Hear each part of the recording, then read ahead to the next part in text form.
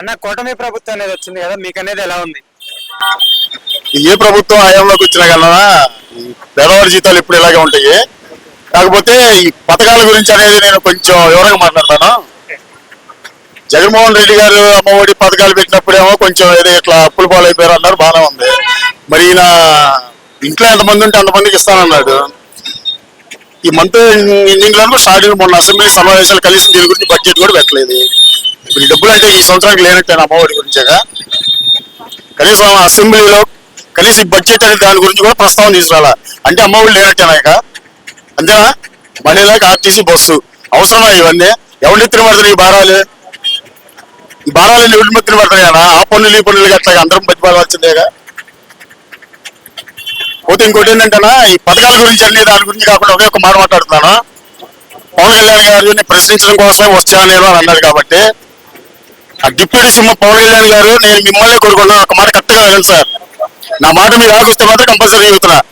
ఇవాళ మన ఆంధ్రప్రదేశ్ లో మీరు అధికారంలోకి వచ్చినాక ప్రతి ఒక్క చిన్నపిల్ల మీద ఎంత అఘాయిత్యాలు జరుగుతున్నాయో, ఆడపిల్లల మీద ఏం జరుగుతుందో ఒకటే చెప్తానండి.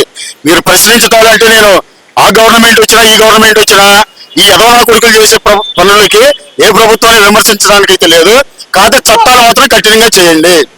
డైరెక్ట్ గా అసలు నా కొడుకులు ఎన్కౌంటర్ డైరెక్ట్ గా ప్రజా కోర్టులు తీర్పివ్వండి అంతవాడికి. జగన్ హయాంలో పథకాలు మీకు ఉపయోగపడ్డాయా?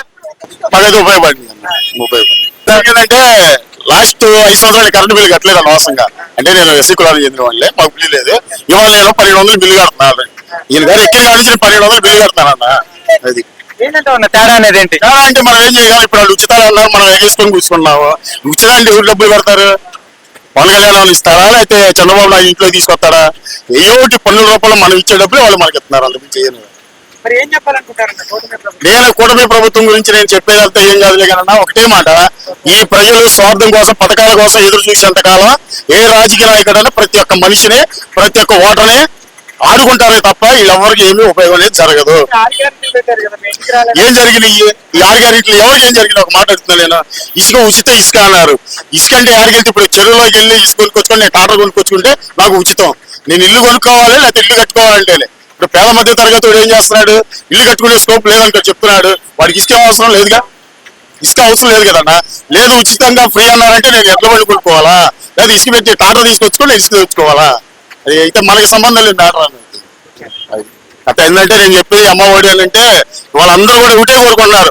అమ్మఒడి పథకాన్ని కనీసం దాన్ని ప్రభుత్వం మొన్న జరిగిన అసెంబ్లీ బడ్జెట్ లో కనీసం దాని గురి ప్రస్తావన కూడా తీసుకురావాలి.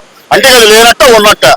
ఇవాళ నేను ఆటోలో ఆడవాళ్ళు అందరూ ఎక్కితే పుడితే పోయింది. అసలు ఇదివరకు జగనే బెటర్ కదా, ఎంతో కొంత కొత్త చేశాడు జనాలకి, ఏదో చేశాడు. వాళ్ళు ఏం చేశారు? మీరు చేసే మీరు చేస్తారంటే 6 నెలలు మొత్తం జరిగిపోతే నేను అంటలేదు. కాదు, మీరు ఆలోచించి ప్రతి విధానం కూడా కరెక్ట్గా చేయండి. కానీ ఒకటి చెప్తున్నా, మళ్ళీ చెప్తున్నా, ఆడపిల్లల మీద జరిగే అగత్యాలకు మాత్రం మీరు కంపల్సరీగా యాక్షన్ తీసుకోవాలి. చంద్రబాబు నాయుడు గారు, లోకేష్ గారు, పవన్ కళ్యాణ్ గారు ఒకటే చెప్తున్నా, డైరెక్ట్ గా అసలు భోగనా కొడుకులు మాత్రం ఎన్కౌంటర్ చేయాలి. అది నేను కోరుకుంటున్నాను.